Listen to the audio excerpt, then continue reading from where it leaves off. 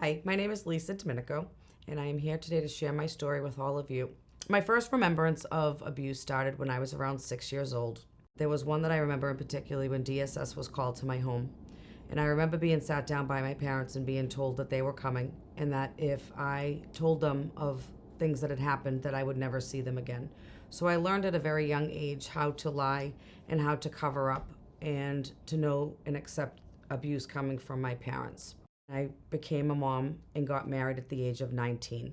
That relationship ended pretty quickly. I went on to school and was working 3 part-time jobs to rebuild my life for me and my 2 younger children. At one of my jobs, I met my second husband, and we connected really quickly. He also worked part-time in a law enforcement. He came from a good family. He was from the same town of me.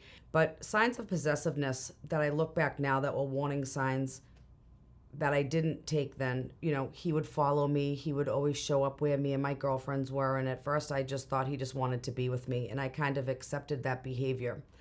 But there was an instance that he came to my mother's house where I was living at the time and came to the door and was really upset because he couldn't find me. As I opened the door, he lunged forward and he bit my lip and drew some blood. We were both instantly shocked. He took a step back. He apologized and said he didn't know why he did it and that would never happen again. I think, again, because of my past abuse, that I was willing to accept his apologies, that he loved me and that things would be okay. And they were. We went on to start to build our lives. We got married. We had 2 children. We bought our first home. In 2002, after the birth of my 4th child, I was quickly diagnosed with some illnesses, fibromyalgia, and a bunch of others that were contributed to stress. In that time, the control started even more, the power that he had over me, because I was becoming more and more dependent because of my sicknesses. I wasn't able to go back to work, so I was financially trapped, which he constantly reminded me of. I knew at that time that it was time I needed to stop making decisions on leaving this relationship.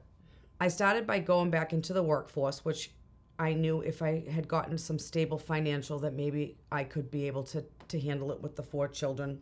But that's when I noticed that my ex-husband's behavior became only more aggressive and more unstable in general.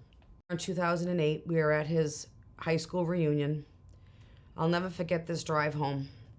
As we were driving and hit a red light, and he was screaming at me, asking who I was talking with that night when he didn't see me in his view, telling me that everybody I was speaking to with was losers and I shouldn't have been talking to them. He was so out of control. He jumped out of the vehicle. He was screaming in front of the car. He came over to my side. I just tried to calmly tell him to get back in the car so that we can get home. But I knew I was in trouble as my children weren't there and I was going to be faced alone. I knew that there was a gun in the house and I was really afraid. We got to the house. We went inside. The screaming, the yelling. He pushed me. I grabbed my keys. I jumped in my car.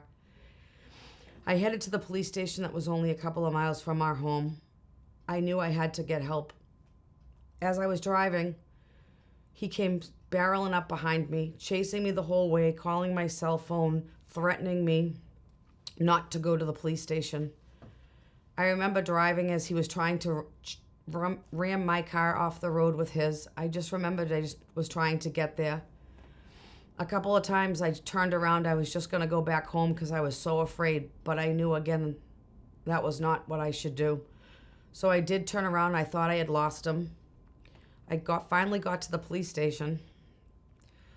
When I pulled in, he was hiding across the street and he barreled in front of me, blocking my vehicle so I couldn't get in.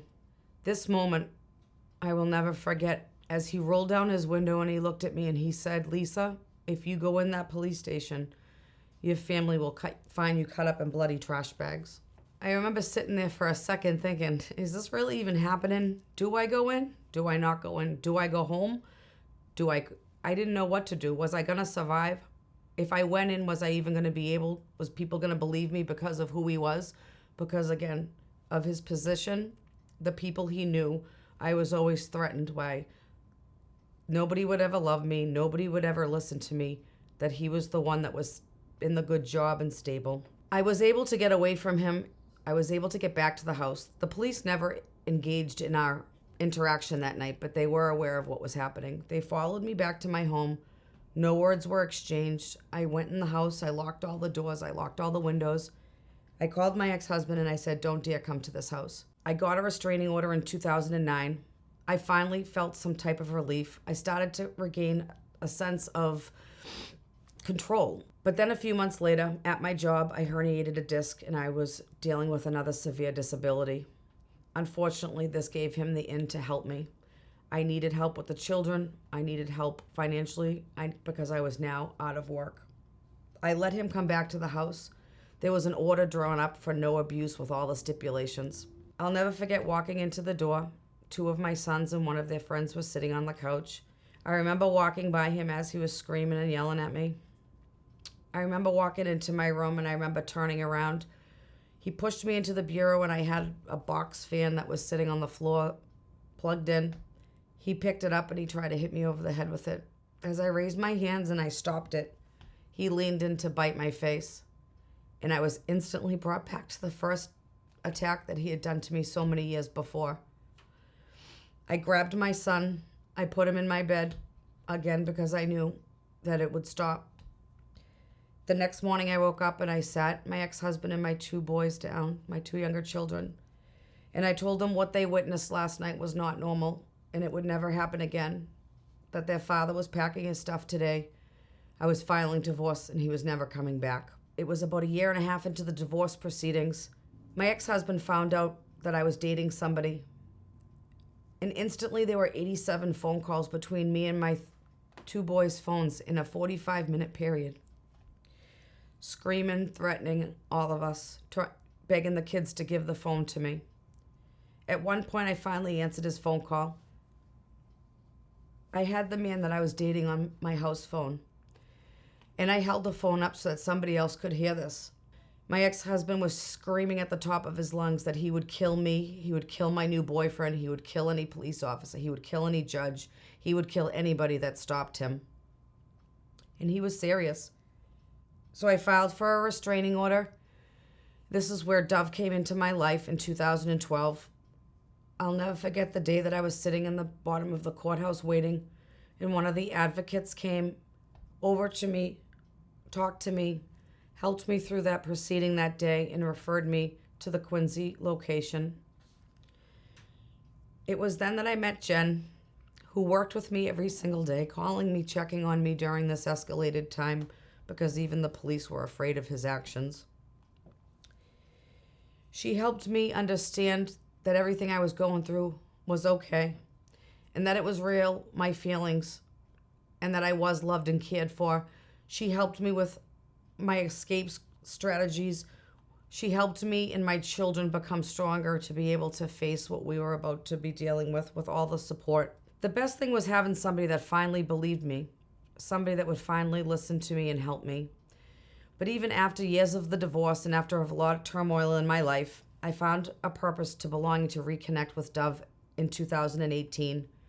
Because you see, the effects of my divorce are still happening now, because now my children are now living and treating me the same way that they were brought up. And again, there is no support on any side of the family to help them understand that, again, this is not normal. So with the help of my primary care physician, with my therapist, with my spiritual advisors, I came back and met with Dove. I'll never forget the day I walked back in and I met my new advocate, Vicky. Instantly, she was a blessing in my life. She helped me join a support group here at Dove called Bloom, that we meet monthly. We do activities, we have dinner, we laugh, we talk, we support each other in a loving, positive way. Something that anybody that's going through a domestic violence situation needs to have, because it doesn't come from the people surrounding us in our life, because those are usually the ones that are our abusers. Dove is helping me rebuild my life and helping me build back my self-esteem and helping me with my post-traumatic stress disorder, allowing me the opportunities to bloom again, to share my talents instead of being told by everybody in my life that I was a failure and a loser. I am so blessed to have this amazing support system. I really don't know where I would be without Dove and Vicky and all of the amazing staff. I feel so loved and cared for and appreciated and understood every time I walk in their doors. I feel special and I feel at home while I'm still looking for one myself. I always I've been a positive person, and Dove has really helped me to live out my dream. Because 6 months ago, I put out to the universe and I said that my one life mission was to please get back with Dove, to share my story, and to help so many others understand what their resources are, that their doors are always open to help people in these situations. Everyone needs to know, including our children that are affected by these domestic violence situations, that even the first time is never okay. Domestic violence is never okay. And sometimes it doesn't start off at physical. A lot of the times it's other types of abuse that start. You need to understand what the red flags are, what your warning signs are, and then you want to be able to work with people at Dove so that you can get your exit strategy and you can find the resources to help you get out of your situation. So I ask you all tonight to please reach deep into your hearts and deep into your pockets and help me in supporting Dove and the people that come forward for help in a way out of a situation like mine. No contribution is too small. I always say that you never know what's going on behind closed doors, which is why it's so important that we have enough resources ready to support, educate, and love every single person that comes to Dove, where the door is always open, where the people are genuine, invested in our safety and healing as survivors. Thank you again so much for being here tonight and watching this video and hearing my story. I love you all.